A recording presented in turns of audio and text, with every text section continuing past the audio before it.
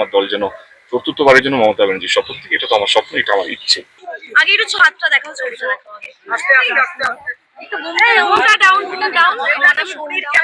প্রত্যেকটা দল সবাই লড়াই করছে নিজের দলকে জেতানোর জন্য, তাদের কর্মীরা তাদের সবাইকে শুভেচ্ছা। কারণ আজকে আমার যেহেতু দুটো ফেজ, ফেজ 1 হয়ে গেছে, phase 2 biggest festival Indian democracy. আমি বলবো কি সবাই যেন এই গণতান্ত্রিক অধিকারটা ইউজ করে এবং একটা ভালো সরকার, একটা ভালো মানে একটা ভবিষ্যৎ যেন আমরা আমাদের ভোটের মাধ্যমে করতে পারি, এটাই অনুরোধ করবো। আগেবার আমরা 85% ছিলাম, রাইট? আজকে যদি 7.5 কোটির মধ্যে যদি 90 লাখ ভোটার যদি বাদ যায়, এমনি 12% বেশি ভোট বাদ চলে গেছে। আমরা এই 12% যদি 80% অ্যাড করি, 90% তো এমনি উপরে চলে যাচ্ছে। এবং আমার মনে হয় এটা হওয়া উচিত, মানে যত বেশি ভোট পাবো তত বেশি ভালো। মানুষকে বোঝাতে হবে প্রত্যেকটা ভোট কিন্তু ইম্পর্টেন্ট, মানুষকে বোঝাতে হবে কিনা every vote matters, every vote counts. তো এটা হচ্ছে ইটস এ গ্রেট থিং।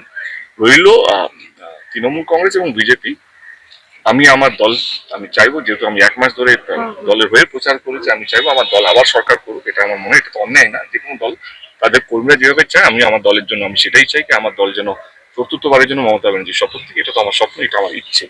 এবার বাকিটা 4 তারিখের মধ্যে আমরা সবাই জানতে পারবো, যেরকম ভাবে তোমরা জানতে পারবে, যেরকম ভাবে আমি জানতে পারবো। কারণ ভোট কে কাকে দিচ্ছে সেটা তো আমি ওই ভগবান, রাজনীতির ভগবান নইকে আমি ভবিষ্যৎবাণী করতে পারবো। এটাই বলবো কি মানুষ নিজের পছন্দের মতন লোক তার থেকে ভোটটা দিক, এটাই সেখানেই আমার সমর্থন। এই যে ধর্ম, যেটা আমি সবসময় বলি, মানে আমার মঞ্চ থেকে আমি বলি যে ধর্মকে মাথায় রেখে যদি আমরা সবকে, নির্বাচন কমিশন যদি ধর্মটাকে মাথায় রেখে, সিআরপিএফ এর মতন এমন একটা প্রতিষ্ঠান, মানে এমন একটা এজেন্সি, তারাও যদি কে কোনটা পড়ছে কাপড় দেখে তাকে ভোট দিতে দেবে না, এটা তো অন্যায়। আর এবং আমাদের দেশের ভাবমূর্তি নষ্ট হচ্ছে।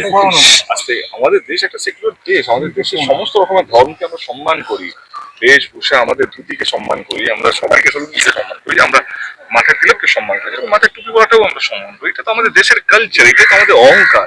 সেই অহংকার ভেঙে যাচ্ছে কোথাও যেন মনে হয় একটা অন্য একটা ভাবমূর্তি যাদের কাছে আমরা এক্সপেক্ট করি না। একটা ঠিক আছে, পলিটিক্যাল লিডাররা বলছে বাবা ঠাকুরের নাম নিচ্ছে, এ করছে ও করছে, ঠিক আছে, কিন্তু এরকম একটা প্রতিষ্ঠান, এরকম একটা সিআরপিএফ এর মতন বা এজেন্সিস গুলো যার উপরে দেশ ভরসা করে, তখন প্রধানমন্ত্রী বা মুখ্যমন্ত্রী আসবে আর যাবে, এটা থেকে যাবে, এরাই থেকে যাবে। ইসি বলো বা সিআরপিএফ বলো বা ইডি সিবিআই, এরাই তো থাকবে। নেতারা আসবে যাবে, মুখ্যমন্ত্রী আসবে যাবে, প্রধানমন্ত্রী আসবে যাবে, কিন্তু দেশ তো চালায় এরাই, ডেমোক্রেটরাই তো দেশ চালায়।